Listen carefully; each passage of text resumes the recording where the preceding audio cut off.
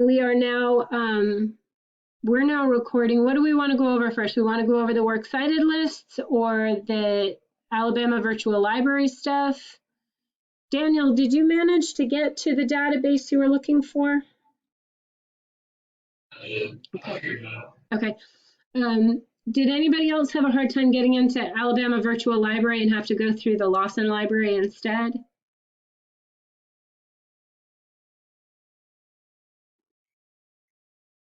All right, either way is fine. It doesn't matter to me whether you got to that, Academic One Files Literary Database through AVL or through the Lawson databases online. Either one was fine as long as they are coming from that literature database. It's available in either place, so that's fine. If you're catching up on that, that's fine. And I will check those sources for you tomorrow. The AVL sources, let's talk about those first. Let's take a look back at that sample essay and see how the student grapples with those.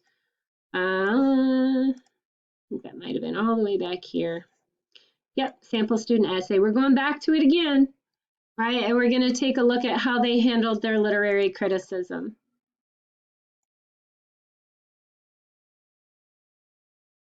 All right, so are you able to see this document? Thank you for the thumbs up and the cheesy grin. All right, here we go. I'm going to make it just a little bit bigger.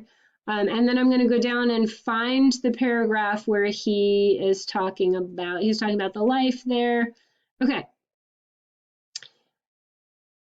We're going to talk about what goes right in this paragraph and what's a little awkward in this paragraph. Okay.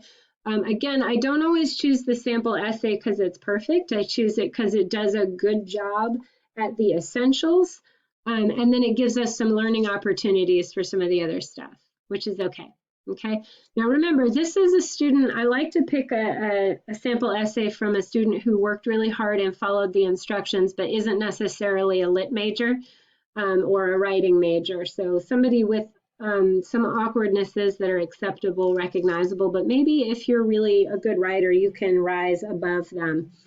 So this is one where he's talking about the circus imagery in the battle royale, shows that African Americans had to do what African Americans had to do in order for their voices to be heard. So again, that topic sentence connecting to the idea of the thesis.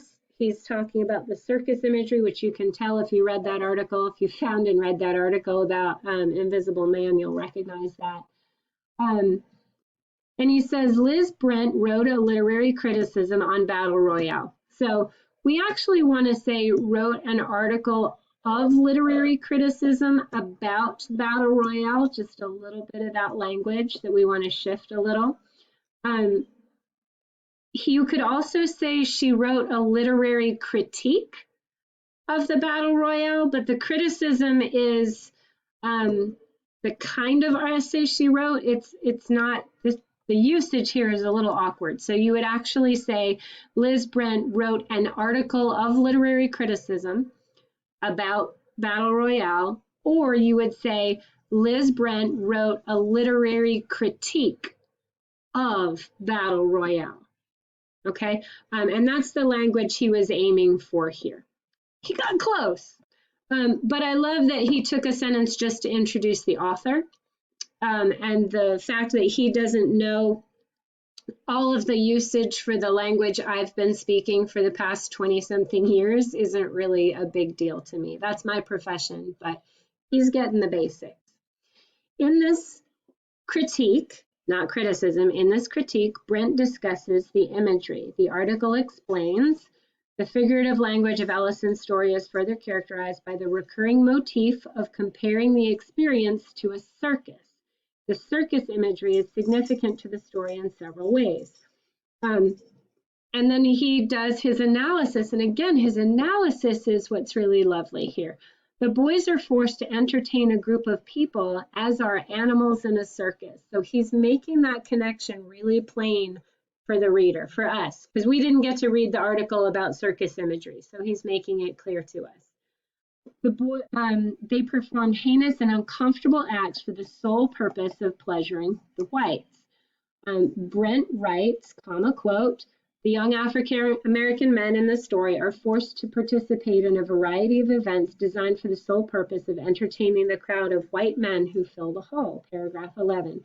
This is very humiliating. Again, analysis going beyond the quote.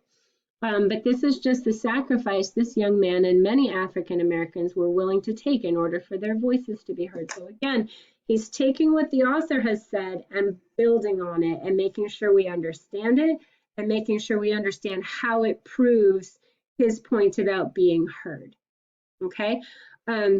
So the same skills we've been using. Battle Royale illustrates the imagery of the literal and figurative clouded vision in the narrator that the narrator endured in order to say his speech. And then he's giving us his other literary criticism. And this is actually better phrased. Cynthia A. Biley wrote a critical essay on the matter.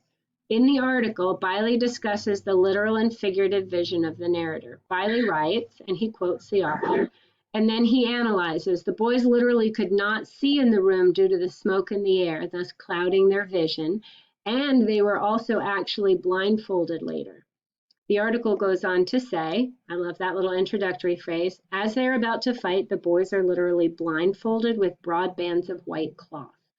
The narrator is figuratively blinded as he enters the room. The room looks as if it's promising, but the farther he walks in, the less promising it becomes. She writes, the room is entered like a carnival funhouse through a big mirrored hall, and what is found inside is not to be trusted. In the story, this is how the young man felt, as if he were there just to say his speech, but this couldn't be trusted because he was also there to fight. But the narrator would do whatever it took to be heard. So again, he's taking this idea from the literary criticism and saying he's putting up with it because, and then bringing it back to his thesis. Okay. So you may have to do a little bit of explaining to connect what you're reading in the literature to what you're trying to prove, and that's okay. He does that. He says, look, they're talking about his humiliation, they're talking about the lack of vision. I'm taking that and I'm connecting it to my idea, which is that he's willing to put up with this lack of vision and being treated like a circus entertainment in order to have his say. So he was patient in making, not only showing us what the literary criticism said, but connecting it to what he's trying to say. And that's what made it so successful, was his patience there. He didn't let it turn into a book report of, I read this and they said this, right? He's still making that connection to what he's trying to say. And that's why it's the sample essay. Okay? All right. Questions about this while it's still up?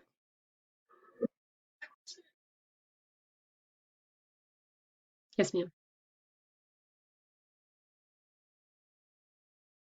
No, if you have a quote, the room is, quote, foggy with cigar smoke. I'm going to go ahead and enable editing so I can show you what that should look like. And of course, it popped back up to the beginning. We'll get there. Hold on. There we are. So if it's, Biley is quoting the story here, and he's quoting Biley. So it's double quotation marks for the person you're quoting, and then single quotation marks for the person your author is quoting. Okay. So again, that works with dialogue as well. If you're quoting the narrator and somebody speaks, the narrator you're quoting in quotation marks, and whoever says, hey boy, come here, that's in single quotation. So double for what you're quoting, single for what they're quoting. Okay, that's a great question. Double for what you're quoting, single for what they're quoting. Okay, does that make sense? Questions about that? That's a great one. He did it correctly down below, like right here, he did it correctly. The room is entered like a carnival funhouse through a big mirrored hall, and what is found inside cannot be. So he did it correctly the second time, but not the first time. Okay, does that make sense? Gorgeous. Other questions while it's still open in front of us?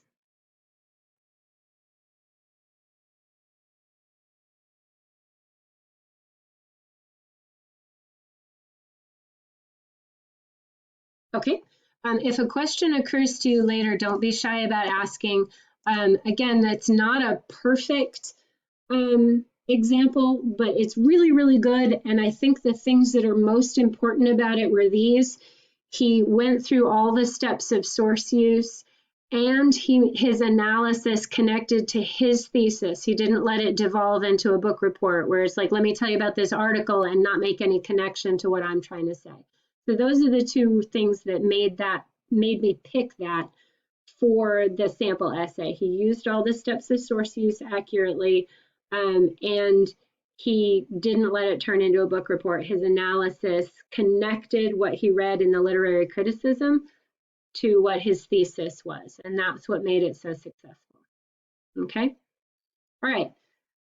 We need to talk about sources, y'all, and those works cited list entries. How many works cited list entries are you going to have on this essay? Let's count them. One for the short story, one for the biography, one for history, one for cultural criticism, one for literary criticism, one for your second literary criticism. So Riley was on it quick, but that's a 6, right? So we're going to have a 6-entry works cited list. How is a works cited list organized? Alphabetical order by the author's last name, unless there is no author, in which case you alphabetize it by the first significant word in the title.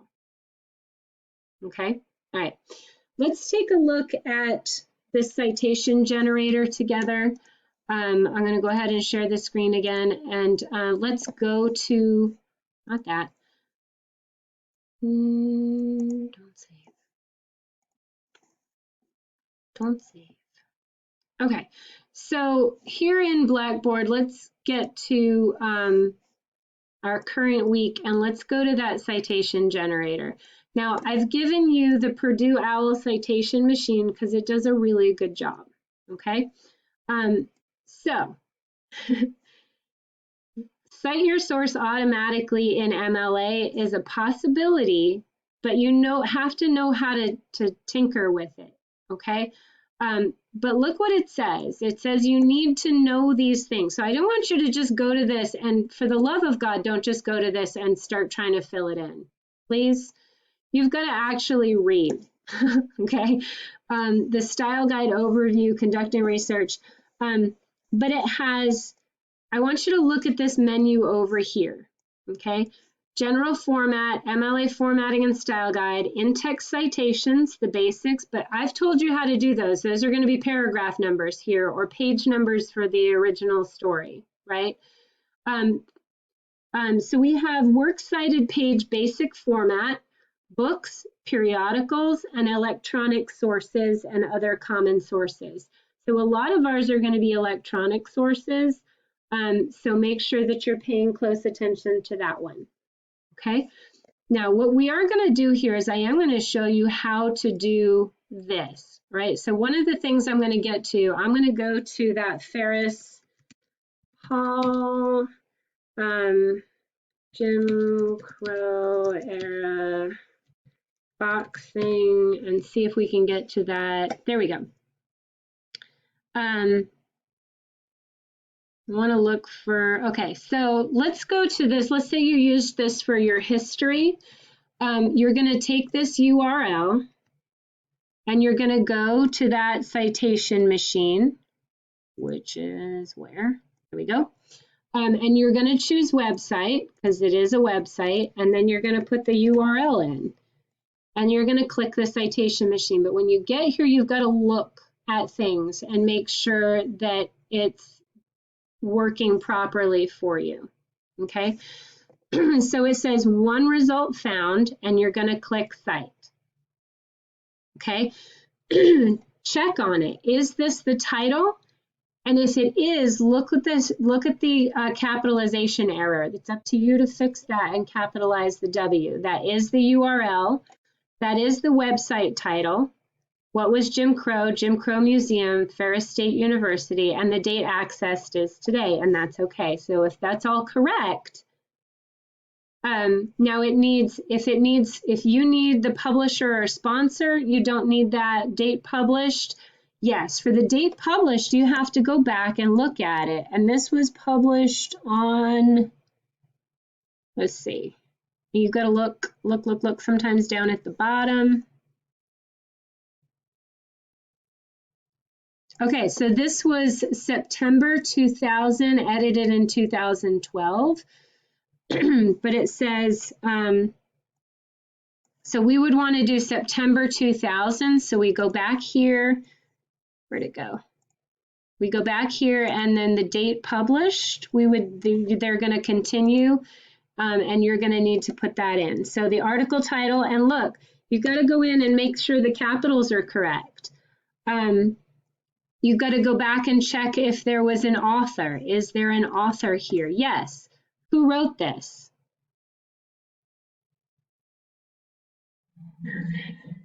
Pilgrim, right. So we have to go here and we have to go David. And did he have a middle initial? Nope.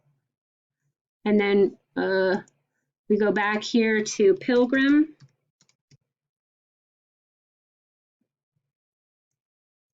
All right, and then we scroll down, and that is the website title. Actually, it's not. This is the website title, Jim Crow Museum, Ferris State University.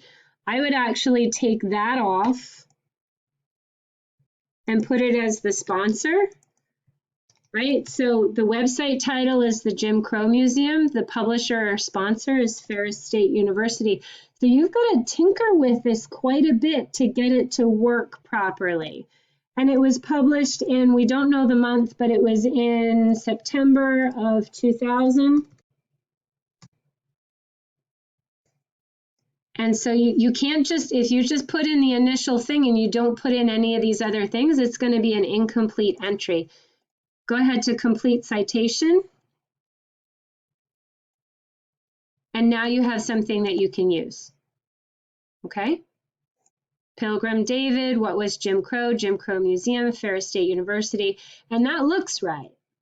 Okay? But you need to make sure that you can't just plug in the URL and have it come up with the right information. You've got to go back and forth the way I did between the source and the thing to find out who the author is, what the title is, what the title of the site is, what the sponsor of it is, and those are all different, and it can be difficult, which is why we're doing the workshop, y'all. It's why we're doing the workshop, because it can be difficult to get it coming out right. You may not be able to see a date and you're not sure and that sort of thing. And that's why we're here to help you with it. Okay? Questions about using this citation generator? It's cool to have a citation generator. I used to have to look in a handbook and copy the format and type it all in. This is a lot easier, but you do have to make sure that you're not being passive about it.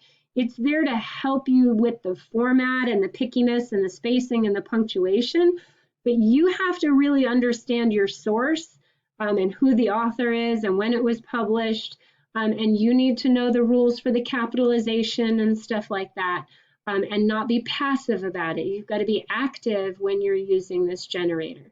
Does that make sense?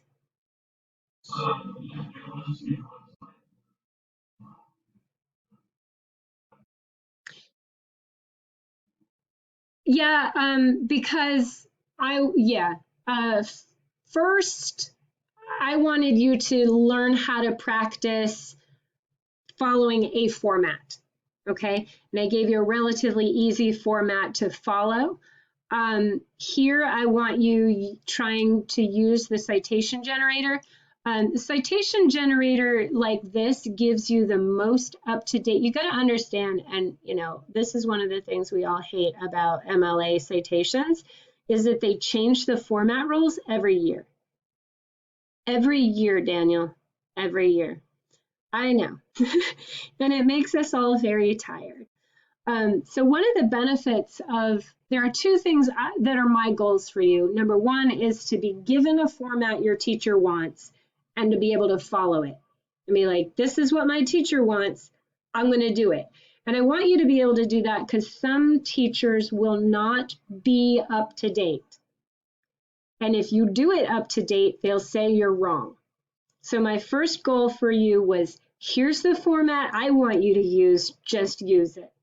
Okay, and that's a skill. And if your teacher ever does that, just do that. But guess what? That was MLA 7, which didn't use the URL. We're back to using the URL, which they did in MLA 6 and MLA 8.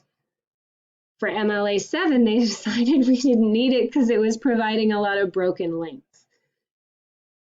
Deep breaths. All right, but if your teacher just says, go give me MLA citations, I want you to know how to use this generator. Because something that I'm going to go all the way back to the generator here. It says in MLA, but guess what? Look what it says right here. APA style. So this is for all your psychology classes or your nursing classes. Or anything that's in the social sciences or the sciences, they use APA style, right? So if your psych teacher says, go write a paper, use APA style, you can use the same site, this Purdue Avl site, get the APA generator, and if I've taught you properly how to use the generator, you won't have any problems. Okay, so those are my two goals. I want you to be able to follow any pattern your teacher hands out and tells you to follow, number one. And number two, I want you to be able to use these online generators. Specifically this one, I want you to know a reputable generator when you see one. Purdue Avl is top of the line for correctness in a generator. Okay? Okay.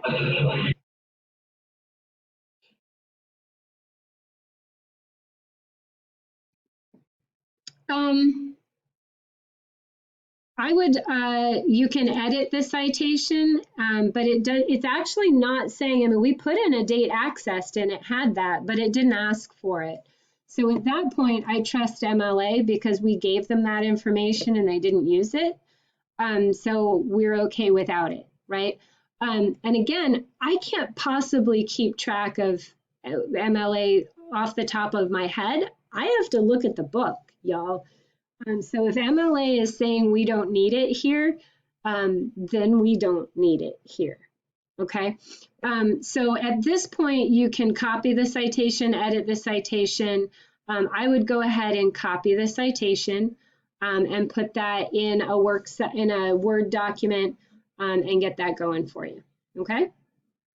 All right, now I am going to take a second and talk about this draft. Some students are using the Blackboard writing space, and you're going to have to use a word processing program for this essay. And I don't want you to copy and paste it in. I need you to, so I'm actually going to go to Google Docs, which I think a lot of us are using. Go to Google Docs here. And I want to show you just a really quick skill in Google Documents. It's free. Remember that if you're having to use it, it's free. I'm just going to start us off, and we're in an untitled document. You have all the same tools that you'd have in Word. Here's your line spacing, underlining, bold. You make sure you're choosing your Times New Roman 12-point font to write in, and then you're typing. You're typing. And this is what it looks like when I pretend type. All right, and we're pretend typing. Okay, so when you are ready to turn this into Blackboard, you can't turn it in as a Google document. So don't just save it and upload it, because a lot of times with a Google document, if you share a link, it just takes me to Google Docs and I can't open your link. So what you would do is you go over to File and you actually click on Download, okay? And you can download it as a Word document and upload that, or you can download it as a PDF and upload the PDF into Blackboard, okay? So let's not copy and paste this assignment. It's going into, because you're going to lose all your formatting. So all the formatting you're about to do on this works cited list, if you don't do it in Word and you copy and paste, if you do type it in Word or in Pages or whatever, copy it in and you're going to lose all that formatting. It's going to be really frustrating. So get it all formatted, save it as a Word document or save it as a PDF, and then upload that. Okay? Yes? Almost every computer out there you might need to have Word to save as Word, but you don't have to have Word to save it as a PDF. I don't know of any computer out there that won't let you save a PDF at this point. So if you don't have Word, you can't get Word, and your computer won't let you save as Word, just save it as a PDF and upload that. And that way I'll have your formatting and it won't undo it by copying and pasting it into Blackboard. Does that make sense? Okay, just as we're starting to put the pieces together, I know a lot of us are using Google Docs, so I wanted to make sure we knew how to do that. Okay, all right. All right, so you have your citation machine. Now going back to the citation machine for a second, I want to go up here.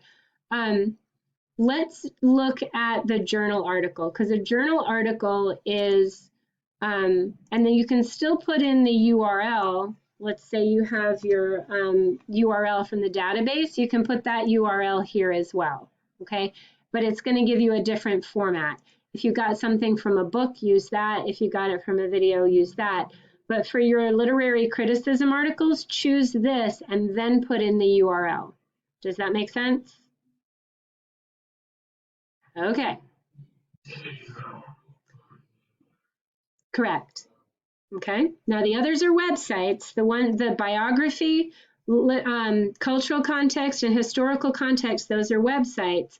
But the ones that you got from AVL or from the databases, you're going to choose journal article and then put in your website, your URL.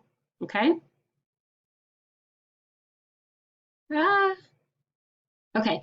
Let's actually go to discussion board from last week and see if we can grab a URL and see what happens when we do it. And then if there are problems that pop up, we can address one of those problems. So let me just get one of the URLs here. They're long. All right. I'm gonna grab this one and let's just see what happens. Actually, let me go down. All right, Amelia, can I use yours? Okay, keep in mind it should start with HTTPS. If it doesn't, you might have copied part of it and not the whole thing. Control C, so let's go here, journal article and V, and this sometimes turns out kind of wonky. Okay. Give it a minute, it's looking.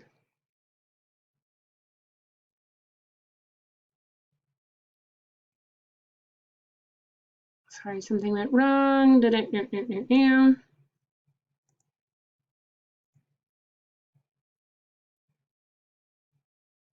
Okay, so if that doesn't work, which sometimes it won't, let's go to the 8th edition, and what you do is simply go to electronic sources.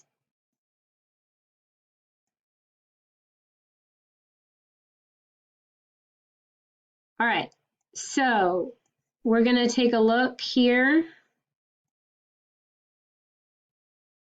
Entire website, course or department websites, page on a website, ebook, image, article in a web magazine. Okay, article in an online scholarly journal. We're getting there.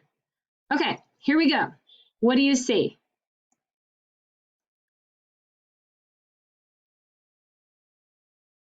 If you keep scrolling, you find what? An article from an online database. I'm going to put this in a Word document as well for us.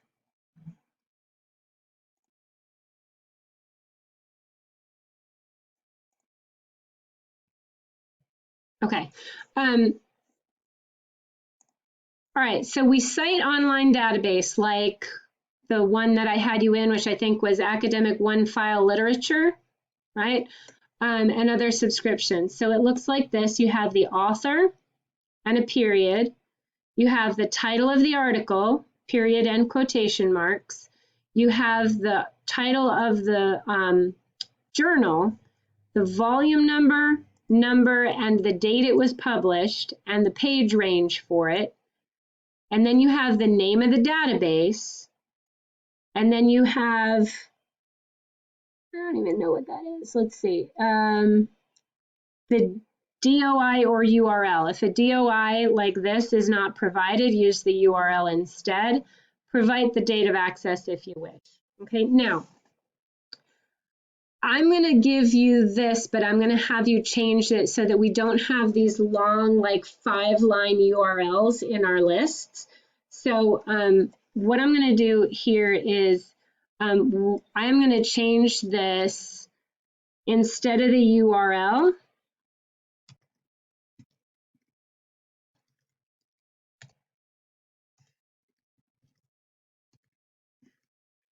Or you can do Alabama Virtual Library there, okay? And this would be, just for yours, your database would be Academic One File Literature, right? So I'm going to post this handout for you just so that you can follow this pattern again.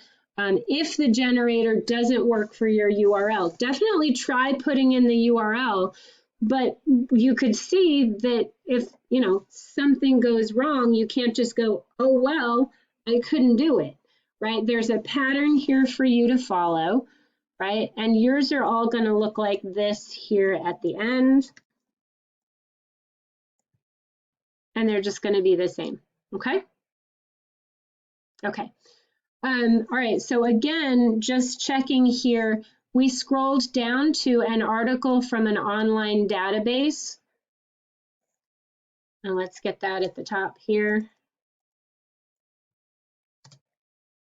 And there's the pattern to follow. So you might use 2 different tools in the course of doing your works cited list. You might use the generator for the websites and then follow the pattern in the handout for the articles from a database.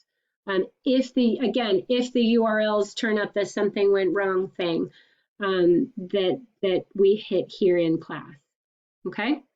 Problem solving is the #1 thing a student can do to be a successful student. Not letting things trip you up too much. Questions about this? Okay, so when it's a website, we definitely want the URL. When it's a database website where you could see that the URL was just incredibly long, it was just incredibly long and not going to take us anywhere like this one. You don't want this in your works cited list, do you? It's insanely long, right? Nobody wants to have to put all of this in a works cited entry. So we're going to shortcut that, okay? Because it's not a working URL and it's not the DOI that MLA citations really want, okay? Does that make sense? Okay. All right. I'm going to stop the share and ask for questions.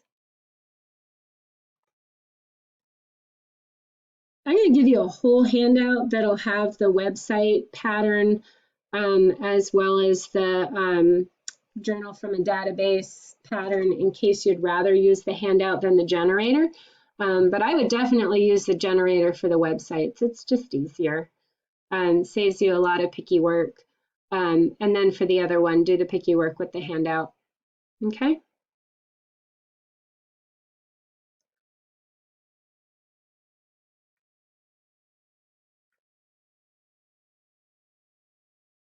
All right, I'm going to pause recording. All right, so we're just kind of going over this conclusion here, and the jobs of a conclusion. I'll say them again in case people weren't writing them down. Jobs of a conclusion are to summarize and assess the examples and how they work together to prove your point. Job number 2 is going to be to restate that thesis from a position of additional authority. That's the I told you this was the thesis kind of thing. To explain to the reader what's at stake if they don't learn from what you're teaching them. Why is this important? This is the big so what. Why is this essay pertinent to today's culture? Why are we still reading this story? Why are you interested in this story? Why do we care, right? And then the 4th is to tell your reader what to do or think next, okay? So we'll take a look at this and see how he does. Again, this isn't the best example. He's a little rushing it here. I do like his topic sentences transitional phrase in the final analysis. I like that. In the final analysis, everyone wants a voice in society. No one wants to live and never have their cries heard. In the 1910s, African Americans were a group that had no voice and were desperate to have a voice. Ellison's short story Battle Royale shows how much African Americans wanted to be heard and the extreme measures they would go through to achieve this. So again, that's that restatement of thesis. The cultural context tells the mockery of the battle royales. The author's biography illustrates why he would be addressing this matter, and many scholars agree with my approach. And then he kind of is done. So I don't love that he quit before the so what or the tell your reader what to do or think next. And I think his running through his sources was a little bit formulaic. I don't think he was really processing the I told you so's here. So to think about it, I really want you to answer that question that's not at all sarcastic. So what? So what Ellison writes about this? Why are you making me read this whole essay about this? Why do I care? Right? And this is where I would like each of you to try to make a connection from the story that's history to the culture we're in. Because if literature didn't matter in today's culture, we wouldn't be assigning it, right? We wouldn't be reading it, we wouldn't be thinking about it, but we learn things from what we read. What are we learning from this? Do we need to make sure that the people around us are heard? Is that what it is? Do we need to make sure we're not still silencing African American voices? Are we still there, right? Are we still putting a stigma on mental health problems? Are women with postpartum depression getting treatment the way they should be? Or are we still not treating postpartum effectively, right? Are we still thinking about immigrants and immigrant families as needing to be 100% American immediately? And what is that doing to those families? Is it causing rifts between families still who have immigrant families? How are we treating immigrant families now? Are we appreciating our heritage? Are we appreciating our family's history, or has family history and family heritage just not something we even think about anymore? Is it still important to us? Or are we still just kind of a very now generation, right? So I want you thinking about those kind of big picture things, right, at the end. And he doesn't really do that here, but you should. You should. Questions about conclusions? We did record that in case people need to go back and review what we're looking for in the conclusion. Do you have questions about it?